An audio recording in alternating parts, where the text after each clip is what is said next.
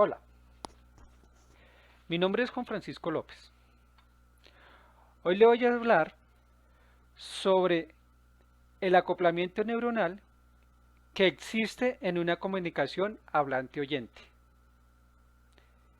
Esta exposición está basada en el estudio que realizó el Dr. David Poppel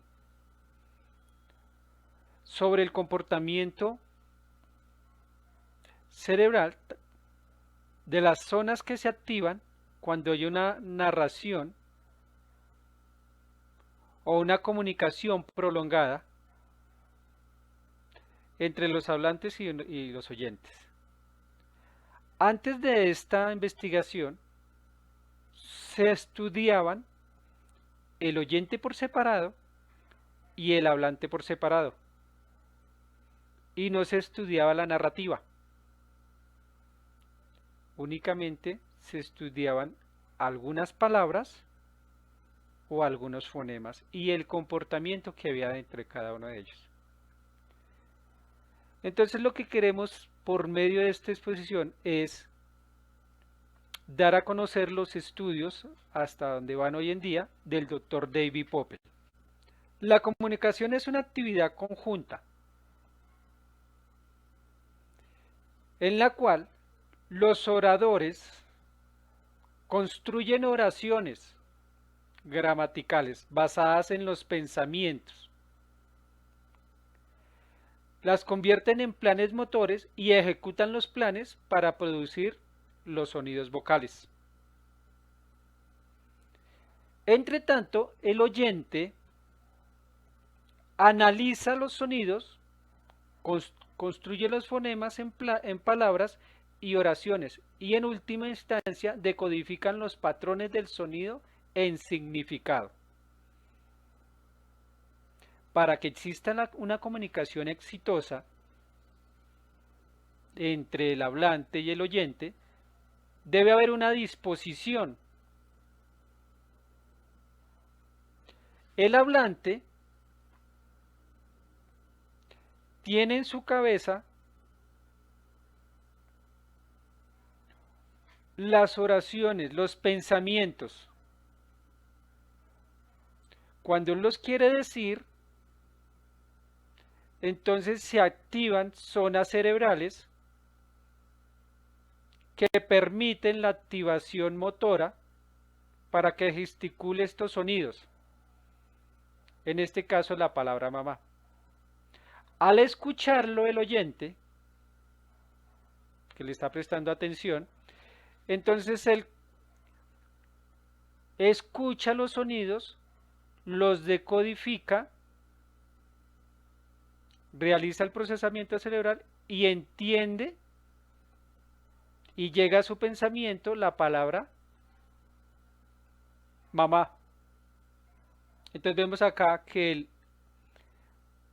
por medio de los sonidos, acá está escrito la palabra mamá, y por medio de el pensamiento del audio que él decodificó, tiene la imagen de la mamá. Para que esta comunicación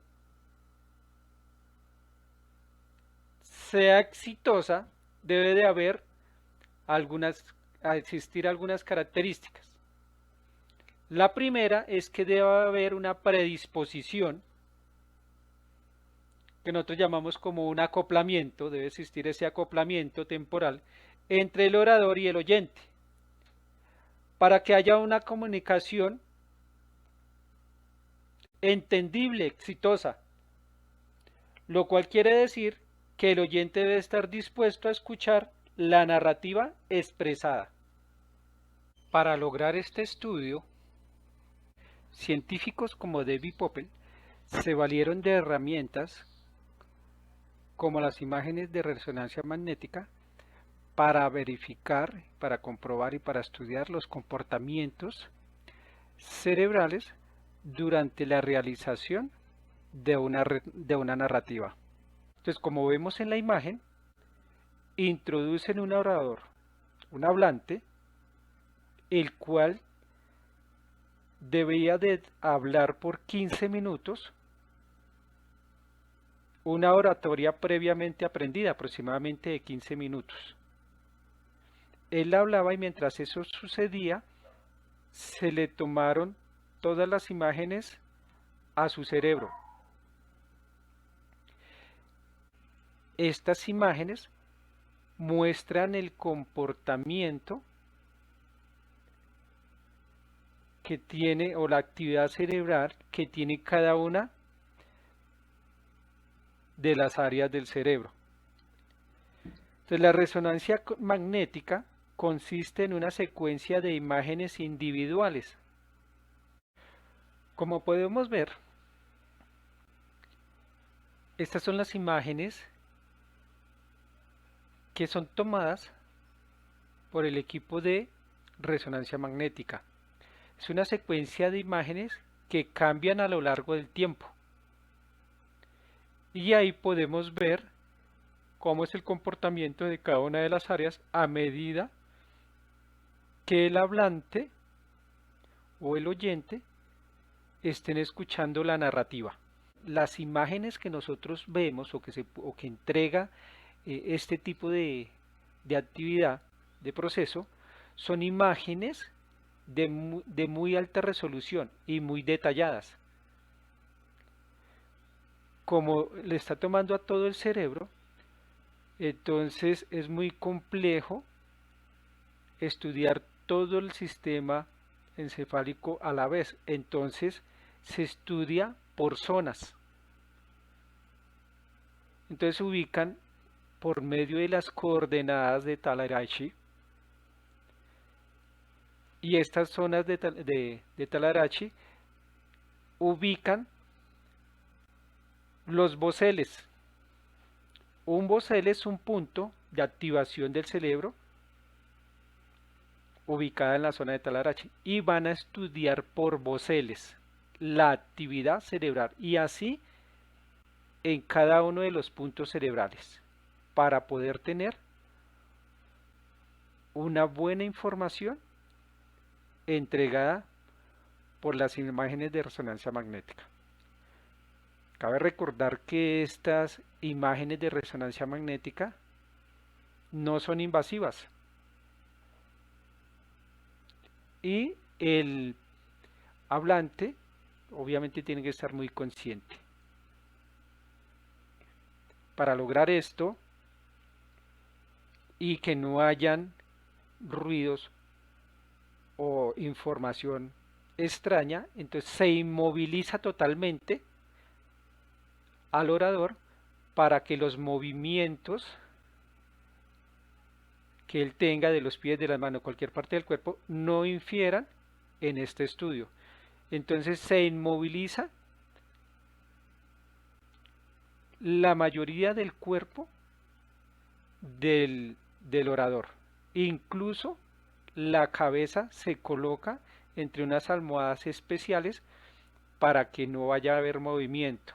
Cada movimiento, cada pulsación puede afectar una información errónea o puede darnos una información errónea. ¿Sí? Entonces, esto hace parte de la metodología para tener una información óptima.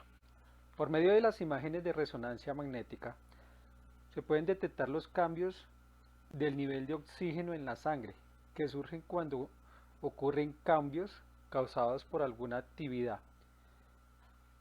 Entonces, en este caso, la actividad que es la actividad lectora, la actividad de escucha, entonces cuando se está hablando, o cuando se está escuchando, esas actividades requieren de más oxigenación de la sangre. Entonces, estas imágenes de resonancia magnética detectan ese nivel de oxígeno que ocurre en la sangre de acuerdo con las actividades.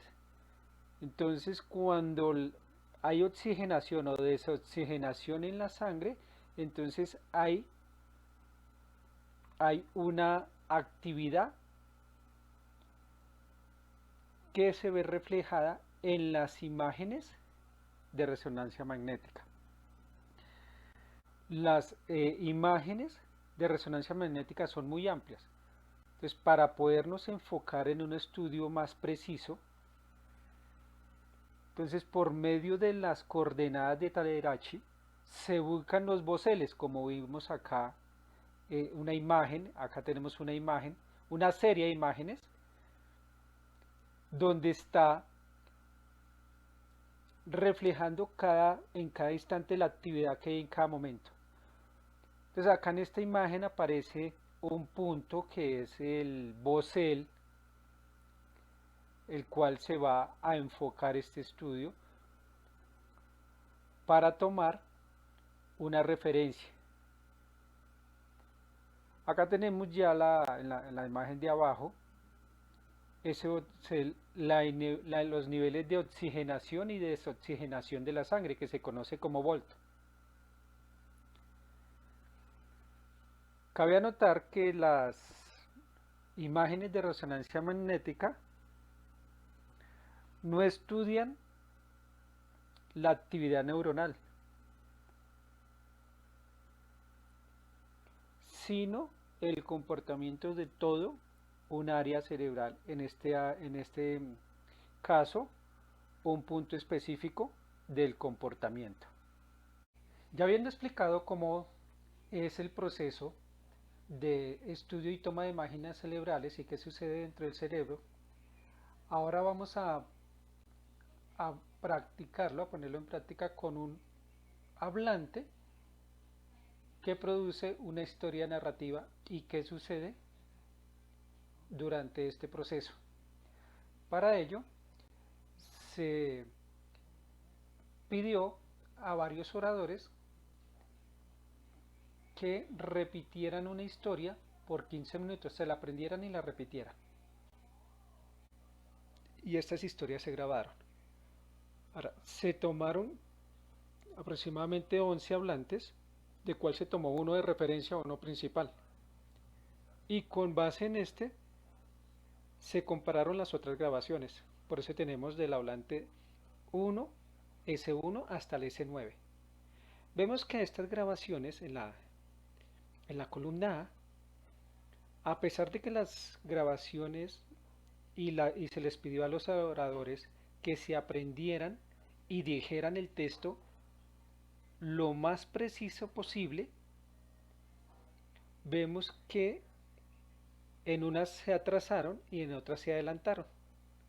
Entonces en el punto B, en la columna B, vemos un vector de 2 segundos, de 2 minutos, perdón, un análisis de 2 minutos, y vemos la distorsión, ¿sí? En análisis de distorsión que tiene cada uno de ellos y los tiempos en que se atrasan o se adelantan.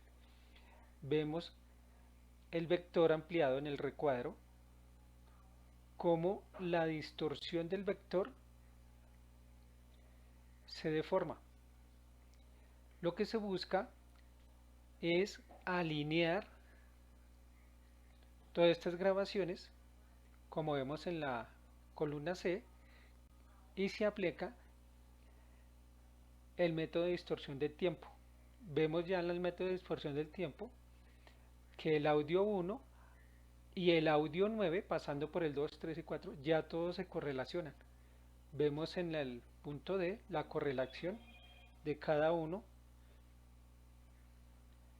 de los oyentes, de los hablantes, perdón, y la distorsión del tiempo aplicado.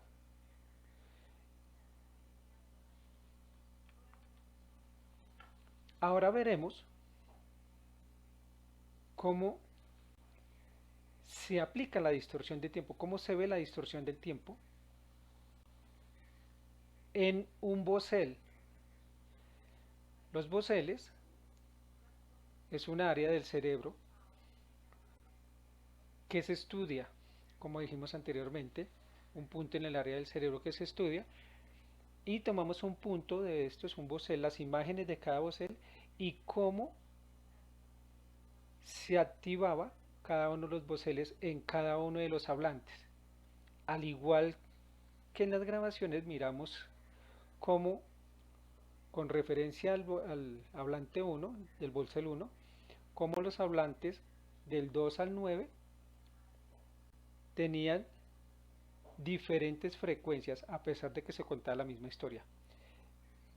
En la columna B Vemos los vectores de cada uno de los voceles de cada uno de los hablantes, ¿sí?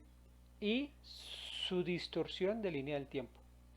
Ahora en la línea C vemos cuando se aplica la distorsión del tiempo, cómo se alinean, y vemos en la columna B las señales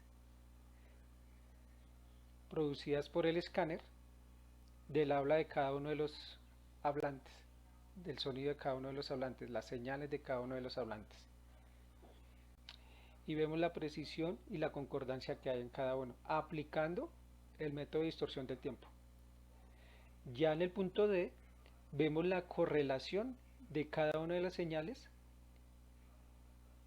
y el cruce por cero, que garantiza una óptima correlación entre cada una de los hablantes, de las señales de los hablantes. Después de haber mapeado y aplicado el método de distorsión en cada uno de los voceles, se procede a identificar y a verificar las áreas cerebrales que se activan durante la producción del habla. Esto se realiza por medio del análisis intrasujeto. Entonces, vemos acá, bueno, como veníamos diciendo varias veces, bla, bla, bla, bla, bla, bla, bla, bla, bla. No. Bueno, no la tengamos, dámela acá. Bien. Después de haber mapeado y aplicado el método de distorsión en cada uno de los voceles, se procede a identificar y a verificar las áreas cerebrales que se activan durante la producción del habla. Entonces, nuevamente repetimos, se le pide a los hablantes que aprendan una historia de 15 minutos y la digan lo más precisamente posible. Quiere decir que esto, que guarden la entonación, que guarden las pausas, ¿sí? Y que se la aprendan tal cual como decía ahí. Una vez que ellos se las aprenden, ingresan al escáner. En el escáner se van a verificar las áreas cerebrales que se van a activar cuando cada uno de los hablantes pronuncia de forma precisa la historia de 15 minutos. Entonces vemos acá los hablantes aprendiéndose los libretos. Una vez se los hayan aprendido, ingresan al escáner. El escáner toma imágenes de resonancia magnética en su cerebro, de su cerebro, y se verifican las zonas que se activan mientras se produce el habla, en este caso la narración. Las áreas que exhiben, que se ven respuestas confiables, ¿sí?, en todos los hablantes, durante las cuales el primer orador produjo una historia de la vida real de 15 minutos, los resultados presentan las vistas lateral de los cerebros. El corte sagital, ¿sí?, y vemos las correlaciones, las superposiciones de cada uno de los hablantes y sus áreas activadas. Las áreas que se activaron fueron la frontal inferior, la corteza prefrontal, la corteza sigiliana, la circunvalación temporal, ¿sí?, el giro angular, los ganglios basales, el surco central y la circunvolución. Recordemos que estos puntos que están en el centro son las coordenadas de Tarashe, ¿sí?, para ver los puntos de activación en la producción del lenguaje. Cabe anotar que esto se tomó de la muestra recogida de los oradores secundarios con respecto al orador principal. Para evitar que hayan fallas en la detección de estas áreas, se pidió a un hablante que dijera un discurso sin sentido y se tomaron muestras en el escáner sobre ese discurso. Se pudo evidenciar que se activaron algunas zonas motoras y auditivas, pero no de comprensión o de orden superior. Esto quiere decir que también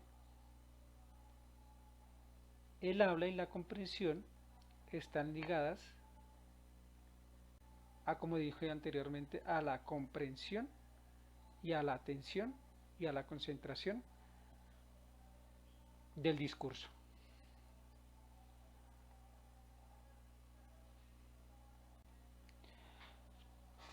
Ahora, ya estudiamos lo que fue el hablante, el orador, y qué pasa en el discurso. Ahora, ¿qué pasa con el oyente? Para que haya una comunicación, debe haber una interacción.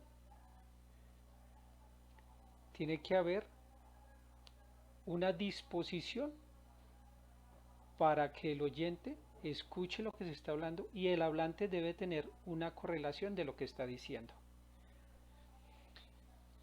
Entonces, como vemos acá en la gráfica, el hablante está diciendo unas palabras que él pensó, se movieron unas áreas en su cerebro, activaron unas áreas motoras y produjeron unos sonidos, el carro rojo. Este sonido, su pareja al lado, la señora, es un oyente que le está poniendo atención y que tiene la correlación con lo que él está diciendo. Y se imagina, se activan unas áreas activándose, demodula y se imagina lo que él está diciendo, habiendo un acoplamiento entre el hablante y el oyente. Esto tiene que surgir entre el hablante y el oyente para que haya una comunicación exitosa. Diferente, como vemos en la gráfica de arriba,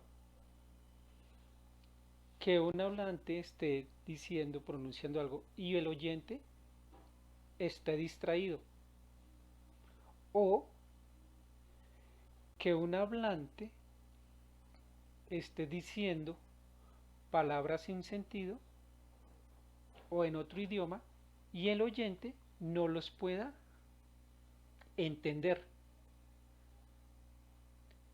¿Sí? Entonces ahí no hay comunicación, se activan algunas áreas cerebrales, pero no las del entendimiento de orden superior.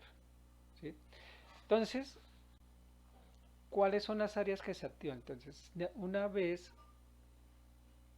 teniendo la disposición para escuchar y entender, se seleccionaron una cantidad de oyentes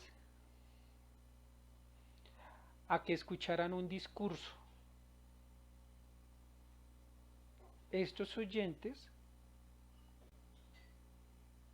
todos tienen la capacidad de entender el mismo idioma y se dice el discurso en el mismo idioma.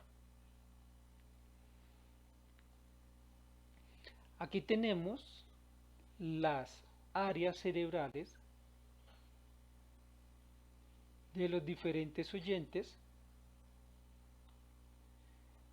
y de un color azul de las áreas que se activaron en el momento de escuchar el mismo discurso.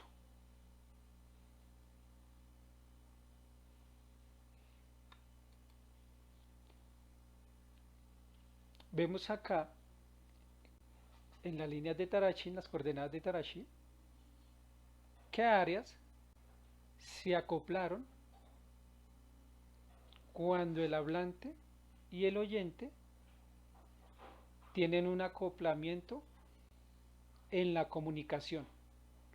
En este caso, las áreas que estamos mapeando son las áreas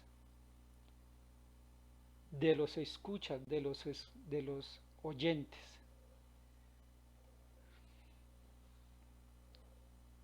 Entonces vemos las áreas que se activan cuando se habla y cuando se escucha. Entonces acá tenemos una correlación hablante-oyente. Entonces las áreas de color rojo son las áreas que se evidenciaron en la producción del habla. Las áreas de color azul son las áreas que se activan cuando hay un acoplamiento de comprensión,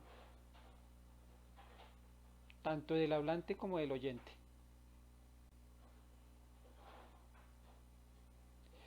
Entonces, y las áreas de color amarillo son las salas de solo comprensión. Entonces las de rojo, solo producción del hablante, las de amarillo, solo comprensión, las del oyente, las de azul, las que se activan tanto de oyente como de hablante.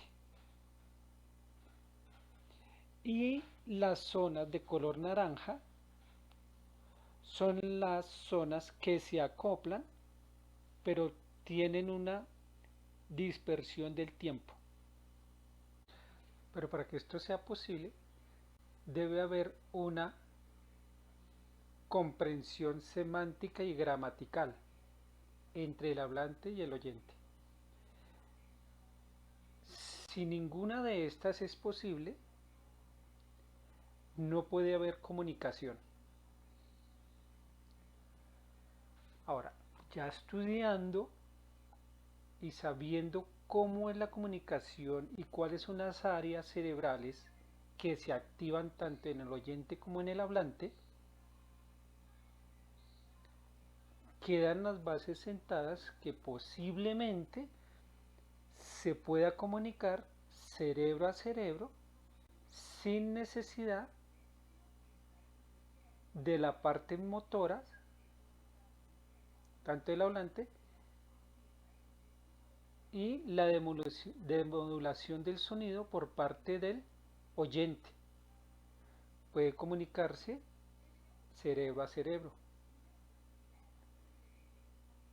Esta es una de las principales conclusiones que se pueden sacar del estudio de las activación de las zonas cerebrales.